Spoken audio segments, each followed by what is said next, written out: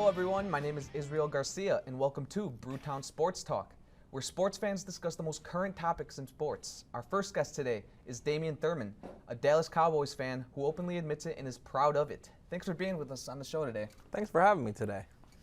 Some of our topics today include a recap of the Packers season. We'll talk about what the Bucs need to do to succeed in moving forward and why the Carolina Panthers are not Super Bowl champions. We'll catch up with Dan Hanson and his interesting take on how ridiculous some NFL rule changes can be and how the NFL in its current state is hard to watch. Also joining us today is Zach Anderson to talk about the surge in popularity of wrestling. We have a lot to cover today, so let's get started. So, Damian, let's begin with the Green Bay Packers. You know, they started off to a great season. We were 6-0, and in Week 7 we lost to the Broncos. What would you say is your overall feeling of the Packers season? You know, ultimately the goal is to play at the end of the season, to be the last two teams remaining and win the big game. Green Bay did get into the playoffs, so that's always a victory. Only a handful of teams make it, so that's always a win. So all in all, not the greatest season, but could be a lot worse. Sure. I mean, it wasn't a disappointment. You know, we made it to the playoffs, like you said. What has to change next year for the Packers? I think the wide receiver position is the position they should definitely focus on. Understandably, their number one threat, Jordy Nelson, was hurt this year. But with that being said, their receivers couldn't make separation. I think the biggest thing to do is shore up the receiving crew. Sure. So let's switch topics a little bit and talk about the Carolina Panthers. After watching the Super Bowl, what happened to the Carolina Panthers? Looked like it was the Orange Crush defense almost. It was very reminiscent. I think they got shocked. I really do. I think the defense was a little bit stouter than they thought. You know, the whole world was surprised. I think everybody thought that Carolina was just going to kind of come in and of course. I mean, they had a 15-1 record through the regular season. You know, everyone thought that they were going to take it all. Okay, so let's talk a little bit about Peyton Manning now. Peyton Manning, two-time Super Bowl champion, 2007 MVP. Where does Peyton Manning rank all time? You know, after the Super Bowl, he's definitely top 5. I mean, there's a huge difference from being 2-2 in your career in Super Bowls and 1-3. You know, so the sheer fact that he was able to win the big game puts him in a totally different conversation. Mount Rushmore, I'm not sure. Definitely top 5. Definitely top 5. Sure. Yeah, I think I would agree with you on that one. Next year's Super Bowl. What's your favorite team for next year's Super Bowl? You know, if I was going AFC side, I think blindly I'd probably lean towards the Patriots. On the NFC side, got to go with Seattle. I still think they're probably going to be the favorite. You know, sure. Dallas is the dark horse. Watch out for Dallas. So, speaking of Dallas, do you think that the Cowboys can win it all with Tony Romo? I do. I think, you know, provided Tony Romo stays healthy, you know, and they don't shoot themselves in the foot. As long as everything goes okay, personnel issues and things of that nature, I think they have a chance to go deep and possibly win the big game. Sure. When do you think the Cowboys move on from Romo? You know, I think this is the year you start looking. With the high pick in the draft, I think you automatically lean towards the running back position, but you know, obviously you take what's the best available player. You know, maybe the second, third round, you know, depending on what's there. I would look for possibly something that can be molded into the future, or maybe even look for a backup in the league currently. Washington's got a guy. San Francisco, I hear their guy isn't happy over there, so you know, possibly. Sure. So let's talk about some NFL coaches. Which NFL coaches do you think need to go, and who would you have replace them? You know, Jason Garrett. I got to be honest. I would say Jason Garrett is the first coach that come to mind. Tony Romo got hurt, understandable. Dallas had 7 games through that time period that Romo was out. Now, 6 of the 7 games, they had the lead or were tied going into the fourth quarter. You got to be able to coach a 500 record. Right, of course. I'm under the impression if he wins the games, Tony Romo doesn't come back early, all of a sudden he doesn't get hurt again. So I would say Romo. As far as replacing him, I would say Gruden. Gruden. Bring back Gruden, yeah. Oh, excellent choice. Let's talk about Chip Kelly. Can Chip Kelly succeed in San Francisco? I think Chip Kelly's going to win 10 games his first year in San Francisco. I do. 10 games, yes. In that division. In the division. Yep. Oh, wow. That's some pretty high expectations there. Chip Kelly, he does good with his personnel. It looks like he has the quarterback that he wants to fit his schemes, and if his team can execute the level that he wants to coach at, sure, I think it's going to be a good time for him there. Sure. So I want to talk about one specific player, Johnny Manziel. 2012 Heisman Trophy winner, was very successful at Texas. Do you think that'll carry on into the NFL? Right now with Johnny, I think you want to look. NFL is putting the cart before the horse, if you will. I think he probably should take time away from the sport, but once everything gets in order, depending on if you can find a coach that can coach his skill set, very similar to a Chip Kelly, yeah, I believe he can translate. Okay. Yeah, I think I agree with you. Are you surprised by Kelvin Johnson and Marshawn Lynch retiring so early in their careers? Initially, I thought about it. I was, but I don't think. I don't think this is too early. Marshawn Lynch is a running back. The amount of hits he's taken, he's pretty much old age. As far as Calvin Johnson, if he's in a better situation, if he's playing for a team that's winning, if he was in Green Bay, would he stick around? There's a possibility. I mean, you feel bad for it, but at the same time, with the health factor, these guys want to be able to spend their lives. So I get it. Right. Time to walk away. I wish I could retire at 30. Yeah, right. That would be pretty amazing. The NFL is constantly changing its rules in order to make the game safer for players and more enjoyable for fans to watch. With that being said, some rule changes just don't make the cut. Dan Hanson has more. Hello, everyone, and welcome to the 2015-16 NFL League meeting. Unfortunately, Roger Goodell cannot be with us today, as he is sick with the flu in the Bahamas. As his assistant, Mr. Goodell has given me the task of announcing the new rule changes and notes for next year's season. Let's begin. First, the Pro Bowl is losing viewership. We've decided to go back to the old NFC versus AFC game. Mr. Goodell has also upped the stakes and has decided that the losing conference must choose 2 teams next year that will play a game in London. Time zones will be your enemy. Johnny Manziel will be looking for a new team next year. Mr. Goodell has decided to give a handsome reward to any team owner that will get Johnny Manziel out of football. The quicker we get him out of here, the better. The Minnesota Vikings have proposed a new rule change that will widen the goalposts by an extra 20 feet. The rule change is being discussed, and more info will come out within the next couple of weeks. Due to the amount of teams looking to move to LA, we have decided to split the league in 2, the National Football League and the Los Angeles Football League. The Los Angeles Football League's first game will kick off with the LA Rams versus the LA Eagles in LA Stadium. The new PAT rule change has been a huge success this year. Teams are failing now more than ever. But even with the change, there are still 5 teams perfect at the extra point. Next year, we'll be moving the extra point back to the 50-yard line, and the kicker must kick with his opposite foot. The Green Bay Packers are requesting that a coin toss be flipped a minimum of 10 times in the air. The coin toss will now also be reviewable in order to make sure that the number of flips has been met. A couple of quick notes before we end this session. The fans are wondering where the Roman numerals have gone in the Super Bowl title. Since Super Bowl LI sounds kind of odd, next year's Super Bowl will be called XXXXXI. Next week's Madden tournament will begin on Wednesday.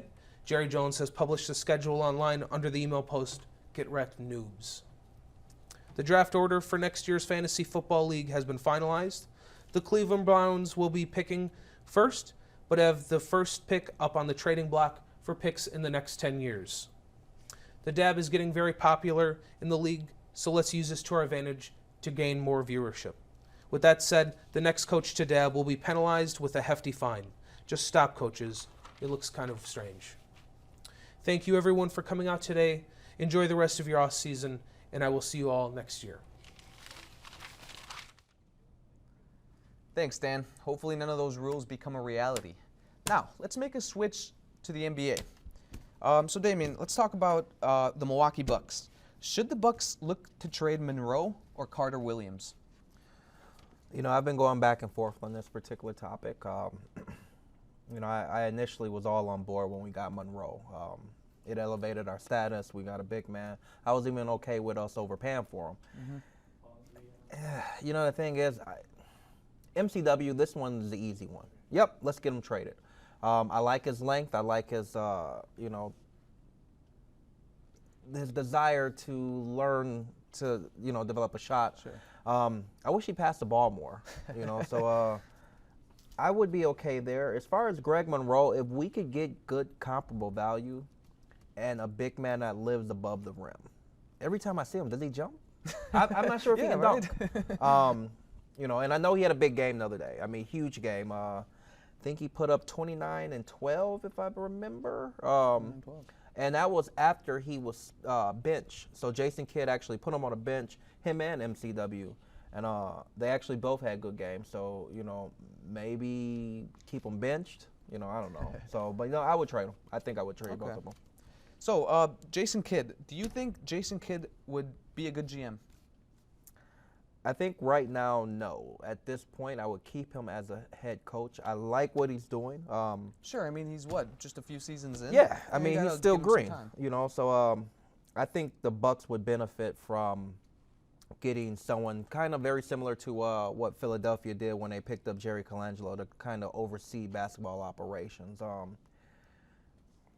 You know, is there another, you know, a Pat Riley out there somewhere?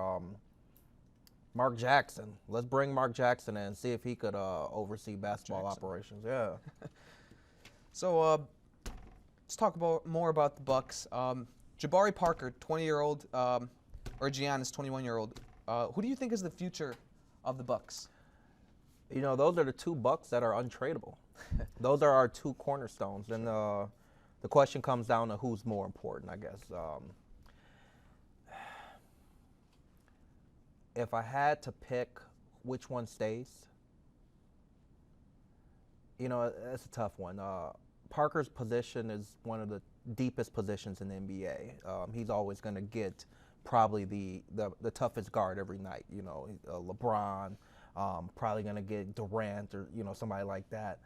Giannis, if he keeps going where he looks like he's going, he's going to be special. Right. I mean, both of them, you know, they're very early in their careers. Mm-hmm. You know, we haven't even seen their peak yet. Yo, no. We got at least another 5 years, I would say, with both of them. Without knowing the future, I would hold on to Giannis. I think the Greek Freak is the way to go if I had to pick. You know, in a perfect world, you keep both of them. Of course. You know, but that's the way I would go. What pieces are the Bucs missing? We need a number 2. We need a shooting guard.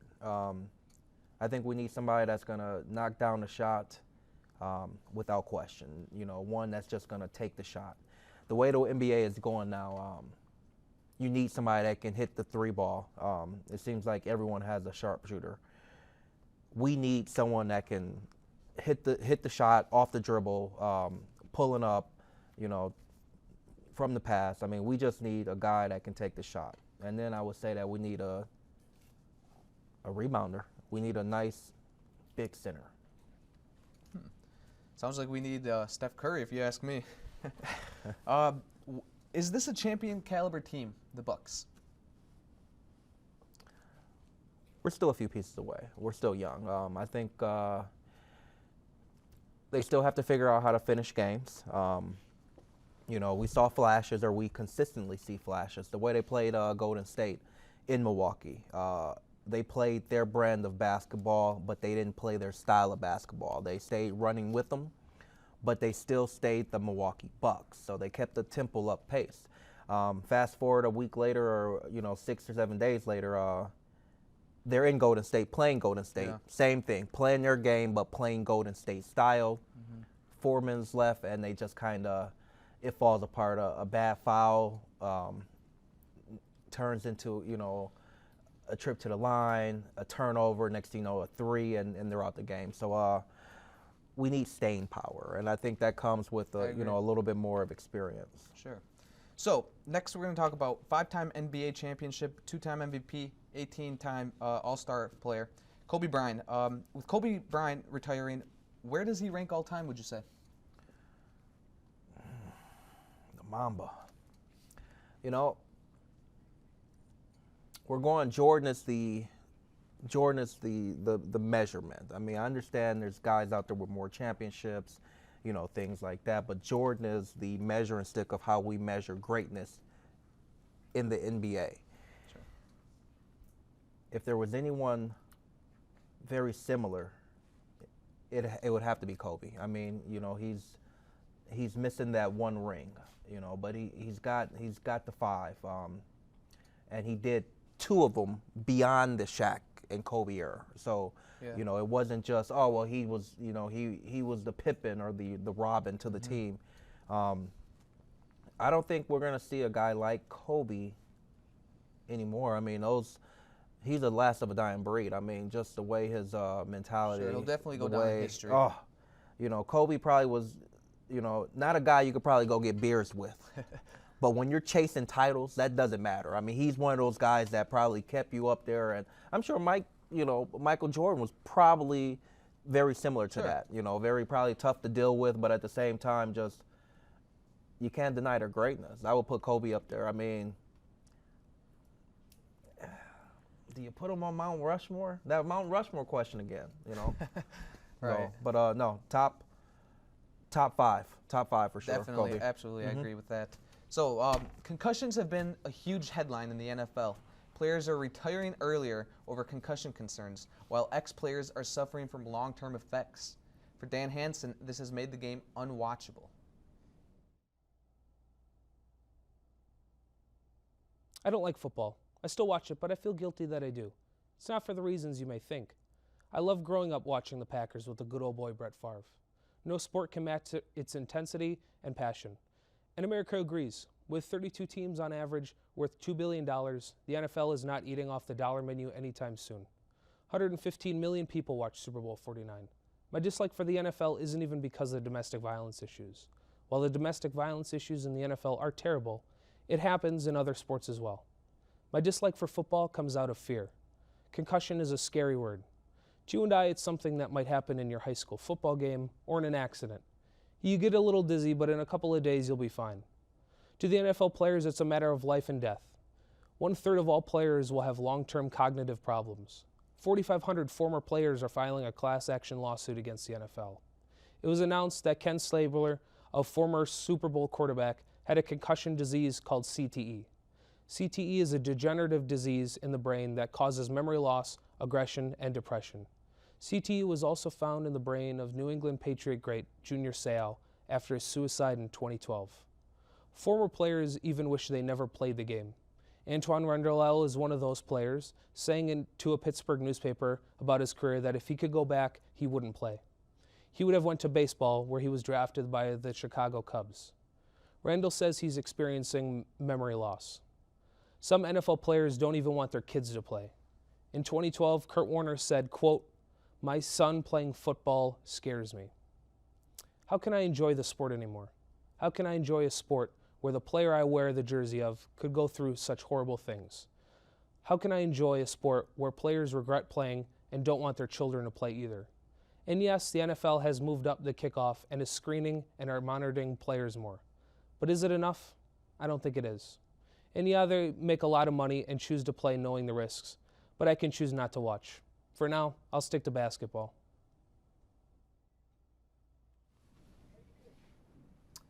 Joining us now is Zach Anderson, a local youth wrestling coach and student producer of On the Mat. Thank you for being here with us, Zach. Happy to be here. So, Matt, is wrestling gaining popularity? Yeah, I'd say it's definitely gaining in popularity.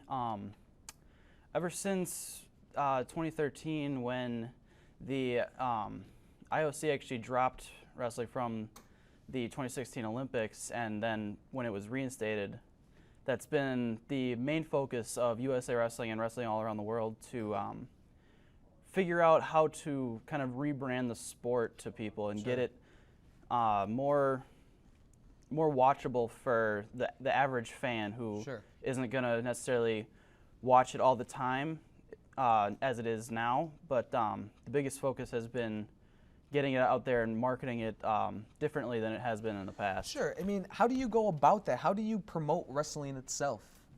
Biggest part is getting butts in the seats, getting people out and watching it live. I know one of the things I actually heard from was an interview with Jay Robinson, who's the head coach out at Minnesota. When he first went to Minnesota, one of the biggest ways he promoted people getting out there was he'd walk around with tickets in his pocket, and people would come up to him and be like, "Hey, aren't you the head wrestling coach at Minnesota?" He's like, "Yeah, you guys like wrestling?" He's like, they'd be like, "Well, yeah," and then he'd be like, "Here, take these and come on out." Right. Oh, well, what better way? Yep. Right. So Zach, just when did you start wrestling? I started wrestling in about 6th grade. 6th grade. Okay. And then I took a break a little bit in middle school after that, and then in high school is when I really got my passion for it. So you started wrestling when you were in 6th grade. When would you say is a good time for kids to begin wrestling?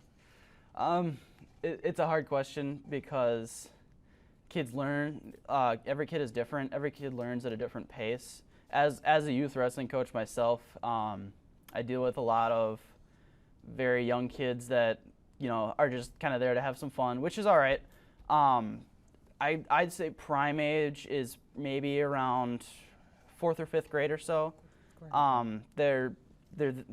It's when I've seen that they're really there and kind of eager to learn the sport, and not just there to kind of screw off and have fun.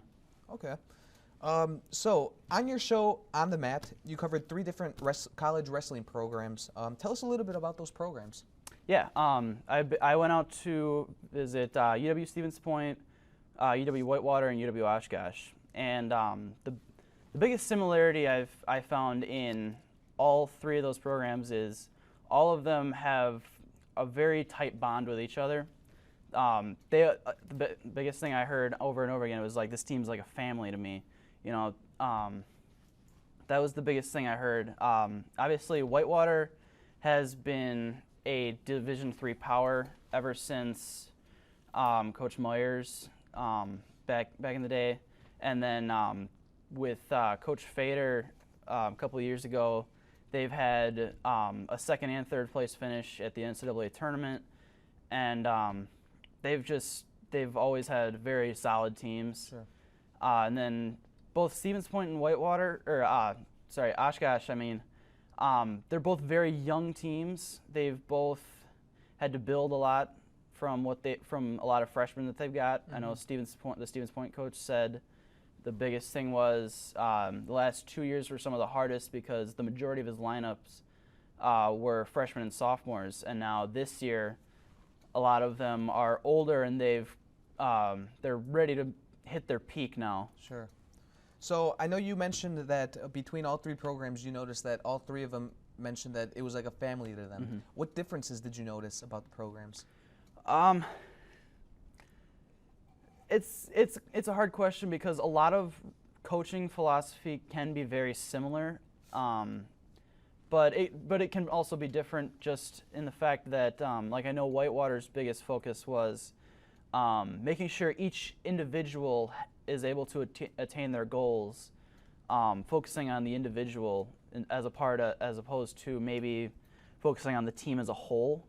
Whereas Stevens Point, I know they said a lot of what their focus is on the team and building a solid team, like kind of as a whole, like I said. Okay, yeah.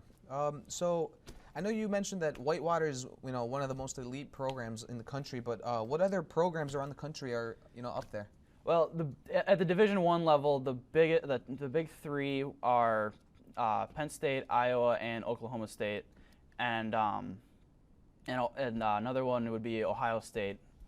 Penn State is probably they're one of the most dominant teams I've seen ever since I started watching college wrestling. You know, in the past years, when it comes down to the NCAA tournament, it can be 2-3 points can decide the championship. Whereas this year, going into it, I can pretty much just feel Penn State's just gonna demolish pretty much everybody. Sure. Okay. Well, thanks, Zach. Thanks for your insight on college wrestling. You can watch Zach's show On the Mat on youtube.com/MPTV. Unfortunately, we are all out of time for today, folks. I'd like to thank Damian Thurman and Zach Anderson for joining us. I'm Israel Garcia, and this has been Brewtown Sports Talk. Good night, everyone.